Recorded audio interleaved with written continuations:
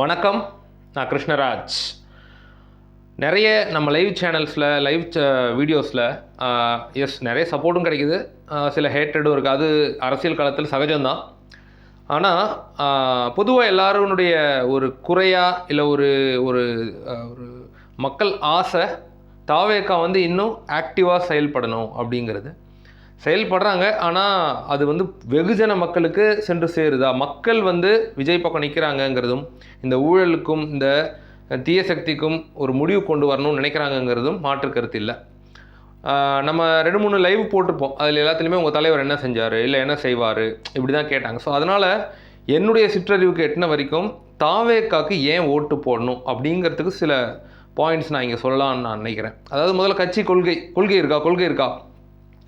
கட்சி கொள்கை மற்றும் புது மாற்றம், அதாவது பழைய அரசியல் சுழற்சியிலிருந்து தமிழ்நாட்டை வெளியே கொண்டு வந்து இந்த புது தலைமுறை, புது நம்பிக்கை, இதுதான் விஜயனுடைய ஒரு எண்ணமாக இருக்குது. எல்லோருக்கும் எல்லாம், பிறப்புக்கும் எல்லா உயிருக்கும் அப்படிங்கிறது அது ஒரு அடிப்படை கொள்கை. ஜாதி மத மொழி அரசியல் வேறுபாடு இல்லாமல் தமிழ்நாட்டில் ஒவ்வொருவரும் சமம், இந்த சிந்தனை தான் மையம். இந்த கட்சியினுடைய மைய கோட்பாடுங்கிறது இதுதான். முதல்ல முக்கியமாக ஃபோர்மோஸ்ட் ஆஃப் ஆல் பெண்கள் பாதுகாப்பு. வார்த்தையில் இல்லை, செயலில். அதாவது பெண்கள் பாதுகாப்பை ஜஸ்ட்டு ஒரு அரசியல் ஸ்லோகமாக மட்டும் இல்லாமல் அரசனுடைய முதல் கொள்கையாக, முதல் கடமையாக பார்க்க வேண்டிய அவசியத்தை தொடர்ந்து வலியுறுத்துறது தாவேக்கா. இதுதான் இவங்களுடைய எலெக்ஷன் மேனிஃபெஸ்டோவில் முதல் விஷயமாக இருக்குங்கிறது என்னுடைய கருத்து. அப்புறம் முக்கியமாக இளைஞர்களை சீரழிக்கக்கூடிய போதை ஒழிப்பு, போதையை ஒழிக்கிறது அண்ட் இளைஞர் நலன். அதாவது இந்த கஞ்சா, இந்த மாதிரியான ரெக்ரியேஷனல் ட்ரக்ஸ் எடுத்துக்கிறவங்க, இது மட்டும் இல்லை, கஞ்சா போதை மட்டும் இல்லை, ஒரு தலைமுறையே அழிக்கிற விஷயமா இது இருக்குது. அதாவது ஒட்டுமொத்த ஒரு தலைமுறையவே அழிக்கக்கூடிய ஒரு விஷயமா இது இருக்குங்கிறதுனால இளைஞர்கள் தங்களுடைய திறனை கல்வியில், விளையாட்டில், வேலைவாய்ப்புகளில் அதை நோக்கி அதை மடைமாற்றி விடணும் அப்படிங்கிறதும் ஒரு முக்கியமான கொள்கையாக இருக்க போகுது. இது எல்லாமே கட்சியினுடைய இன்சைட்ஸ், கட்சிக்குள்ளே இருக்கக்கூடிய நபர்களினுடைய தொடர்பு மூலமாக இங்கே நான் சொல்லிக்கிட்டு இருக்கேன். இதனுடைய வெளிப்பாடு தான் தேர்தல் அறிக்கையை வெகு சீக்கிரம் வரவிருக்குது. நாளையிலேருந்து தேர்தல் பிரச்சாரமும் தொடங்க போகிறாங்க, அதாவது 30ஆம் தேதி ஜனவரியிலேருந்து. ஸோ இந்த இளைஞர்களை கல்வி, விளையாட்டு, வேலைவாய்ப்பு இதை நோக்கி மடைமாற்றுறதுக்கு ஒரு ஊழல் இல்லாத தமிழ்நாட்டை உருவாக்கணும். ஊழல் அப்படிங்கிறது அடிப்படையில் எல்லா இடத்துலையும் இருக்குது, உலகம் பூரா இருக்குது, அதை ஒழிக்கவே முடியாதுன்னு நிறைய பேர் சொல்லுவாங்க. ஊழல் என்பது வேறு ஒன்றும் இல்லை, சுத்தமான நிர்வாகம், நேர்மையான ஆட்சி. அதுதான் இந்த தமிழக வெற்றி கழகத்தினுடைய இலக்காக இருக்கும். வேலை வாய்ப்புகள் மற்றும் பொருளாதார மேம்பாடு என்ற இலக்கு தொடர்ந்து எல்லா கட்சிகளாலும் சொல்லப்படுது. இப்போ நம்ம திராவிட மாடல் டுபாக்கூர் அரசு சொல்லுது இல்லையா, நாங்கள் அடுத்து வந்தோன்னா இதை செய்வோம் அதை செய்வோன்னு. அப்போ நீங்கள் இப்போ அதை செய்யலன்னு தானே காரணம். அதாவது இந்த வீடியோனுடைய 2ஆம் பகுதியில் நான் சொல்கிறேன் திமுக ஏன் அகற்றப்படணுங்கிறத நான் சொல்கிறேன். இப்போ வேலை வாய்ப்புகளுக்கும் பொருளாதார மேம்பாட்டுக்கும் இளைஞர்கள் வெளிநாட்டுக்கு ஓட வேண்டிய நிலை தானே இருக்குது. ஈவன் ஸ்கில்டு லேபராக இருக்கலாம், இல்லை ப்ரொஃபஷனலாக படித்தவங்களாக இருக்கலாம். அப்ராடுக்கு போனால் தான் ஒரு ரீசனபிளான சேலரிக்கு போக முடியுங்கிற நிலைமையிலே இன்றைக்கி வந்துட்டோம். இங்கே 30,000 40,000லாம் இப்போ ஒரு பெரிய சம்பளம் கிடையாது. தேவைகளும் அதிகரிச்சிருச்சு, காஸ்ட் ஆஃப் லிவிங்கும் அதிகரிச்சிருச்சு.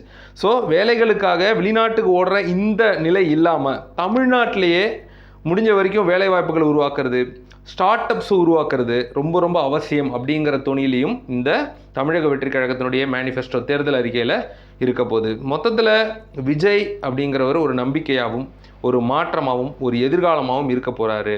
இன்னும் அதர் வேர்ட்ஸில் சொல்லணும்னா தமிழக வெற்றி கழகங்கிறது ஒரு நம்பிக்கையாகவும், மாற்றமாகவும், எதிர்காலமாகவும் இருக்க போகுது. இது கடைசி பஸ்ஸு, இதையும் விட்டுட்டோன்னா ரொம்ப கஷ்டம். ஒருவேளை இவங்க தவறு செஞ்சாலும் நாம் அதை விமர்சிக்க தான் போகிறோம். இது புரியாத ரியல் தற்கூறிங்க சில பேர் இங்கே என்னது ஓடுகாலி, உங்கள் தலைவர் என்ன செஞ்சார், அவனை செய்ய விட்டாதான் செய்வான். அதுக்குள்ளே இங்கே அந்த மாதிரி கதறவங்க யாருன்னு பார்த்தீங்கன்னா 200 ரூபா ஊப்பியாக இருக்கும், இல்லைன்னா மானூர்காயாக இருக்கும். சீமான் கட்சியினரை கூட ஓரளவு ஒத்துக்கலான்னு சொல்லலாம், ஓரளவு அக்செப்ட் பண்ணிக்கலாம். அதில் அந்த சாக்கடை துறைமுகனை தவிர, இடும்பாவன கார்த்தியை தவிர, இப்போ சீமான் அவர்களே கூட சொல்லியிருக்கிறாரு, விஜய் கட்சி நீங்கள் விமர்சிக்காதீங்க தேவையில்லாமல், அவங்கள்ட்ட பதில்கள் இல்லை, அதுக்கு அவங்க பதில் சொல்கிறது சில ஆண்டுகள் ஆகும், வெயிட் பண்ணுங்கள், இது அண்ணனுடைய கட்சி, அது தம்பியோட கட்சின்னு ஓரளவுக்கு ரீசனபிளாக சொல்லியிருக்கிறார். அதுக்கு நன்றி. ஆனால் அவங்க கட்சியினுடைய செயல்பாடுகளை நீங்கள் தான் கண்ட்ரோல் பண்ணணும், அதை பார்த்துக்கோங்க. ஸோ மொத்தத்தில் நான் சொன்ன மாதிரி விஜய் நம்பிக்கை, மாற்றம் மற்றும் எதிர்காலம், தமிழக வெற்றி கழகம் அப்படிங்கிறது ஒரு புதிய கதவுகளை திறந்து வைக்க போகிறது அடுத்த ஒரு 30 வருடங்களுக்கு. சரி, இப்போ நம்ம 200 வருவோம். ஏன் திமுக ஆட்சி அகற்றப்படணும்? வாக்குறுதி அரசியல்னு ஒன்று இருக்குல்ல, இதையே தான் சென்ட்ரல்லையும் பண்ணுறாங்க. வாக்குறுதி அரசியல் மற்றும் ஏமாற்றம், அது தொடர்ச்சியாக தேர்தல் வந்தாலே வாக்குறுதிகளை அள்ளி வீசுறது. தேர்தல் நேரத்தில் வாக்குறுதி, ஆட்சிக்கு வந்ததும் மௌனம். இதுதான் இவங்களுடைய. இப்போ இங்கே வந்து பேசுகிறாங்களே உங்கள் தலைவர்கள் வந்து, உங்கள் தலைவர் விஜய் ஏன் வந்து பத்திரிக்கையாளரை சந்திக்க மாட்டாங்கன்னு. எத்தனை தடவை ஸ்டாலின் அவர்களும் உதயநிதி அவர்களும் ஆர்கெஸ்ட்ரேட்டட், அதாவது தானே ஏற்பாடு செய்த, தன்னால் கேள்விகள் கொடுக்கப்பட்ட பத்திரிகையாளர் சந்திப்பு நடத்திருக்காங்கன்னு தெரியுமா?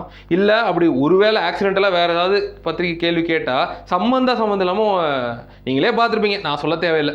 ஸோ இந்த அளவு தான் இன்றைக்கி ஆட்சியாளர் இருக்காங்க. இங்கேயும் சரி, சென்ட்ரலில் உச்சகட்ட அதிகாரத்தில் இருக்கக்கூடிய திரு பிரைம் மினிஸ்டர் மோடி அவர்களும் சரி, அவங்க மான் கி பாத் அப்படின்னு பேசுகிறாங்க. மான் கி பாத்னா என்ன? நான் மனிதன் குரல், நான் பேசுவேன், நீ பதிலாம் பேசக்கூடாது, நீ கேட்டுக்கணும்.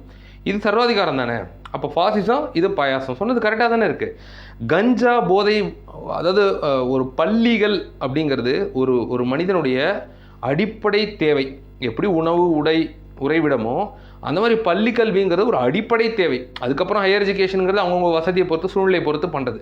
அந்த பள்ளி மாணவர்கள் முதல் கல்லூரி இளைஞர்கள் வரை இன்றைக்கி போதை ஒரு சாதாரண விஷயமா மாறி இருக்கு. இதுக்கு யார் பொறுப்பு? அவங்க ஆட்சியிலே பண்ணாங்க. நீங்கள் 5 வருஷம் அப்போ ஏன் அதை குறைக்கலை? கஞ்சா போதை எப்படி இவ்வளோ வளர்ந்துச்சு? அதில் சம்மந்தப்பட்டவங்க ஆளுங்க எல்லாம் ஏன் உங்கள் கட்சிக்காரங்களாக இருக்காங்க? ஒரு அரசு எப்படி இதை ஏற்றுக்கிட்டு போகுது?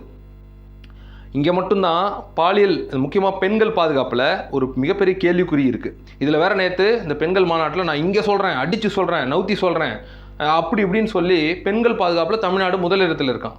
நமக்கு ஜஸ்ட் ரேண்டமாக யோசிங்களேன், அண்ணா யூனிவர்சிட்டி, கோயம்புத்தூர் இன்சிடென்ட்டு, அப்புறம் இந்த திருவண்ணாமலையில் போலீஸ்காரங்களே பெண்களை பாலியல் வன்முறைக்கு உட்படுத்தினது, இந்த மாதிரி ரேண்டமாக யோசிச்சாலே நமக்கு ஞாபகம் வரும். அப்போ இந்த 5 வருஷத்தில் டாக்குமெண்டட் விஷயங்கள் எவ்வளோ இருக்கும், மீடியாவில் வராத விஷயங்கள் எவ்வளோ இருக்கும், நீங்களே யோசிச்சு பாருங்கள். ஸோ பெண்கள் பாதுகாப்புங்கிறது இங்கே ஒரு மிகப்பெரிய கேள்விக்குறியாக இருக்குது. தொடர்ச்சியான சம்பவங்கள், பல கேசஸில் நீதி கிடைக்கலங்கிறது தான் உண்மை. பயம் முக்கியமாக. பெண்கள் பாதுகாப்புங்கிறது வெறும் பேச்சாக மட்டும் இருக்குது. அத்தியாவசிய பொருட்கள் உயர்வு. இப்போ உதாரணத்துக்கு பால், குழந்தைங்களுக்கு தேவையான அடிப்படை விஷயம் பால். இதில் கை வைப்பாங்க. யார் ஆட்சிக்கு வந்தாலும் இதை செய்கிறாங்க. ஜெயலலிதாமாவும் செஞ்சுருக்காங்க, இவரும் செய்கிறாரு. பால், மின் கட்டணம், அது இல்லாமல் மத்திய அத்தியாவசிய பொருட்கள், இந்த சின்ன குழந்தைங்க சாப்பிடக்கூடிய கடலை மிட்டாய், இதெல்லாம் கூட இன்றைக்கி கூட ஏறி இருக்குது. இன்றைக்கி வந்து 29 ஜனவரி, இன்றைக்கி கூட அதை வந்து பயங்கரமாக டிராஸ்டிக்காக ஏற்றிருக்காங்க. ஸோ இப்படி இதெல்லாம் வந்து உற்பத்தியாளர் சங்கம் சம்மந்தப்பட்ட விஷயம். த கவர்மெண்ட் ஷுட் கண்ட்ரோல் தட்டுங்கிறேன். இது மக்களுக்கு ஒரு சுமையாக மாதிரி இருக்குல்ல. பல்வேறு துறைகளிலும் அடுத்து ஊழல் குற்றச்சாட்டுகளுக்கு குறைவே கிடையாது. மணல், கனிம வளம், அரசு நிர்வாகம், எதிலும் ஊழல், எங்கும் ஊழல்.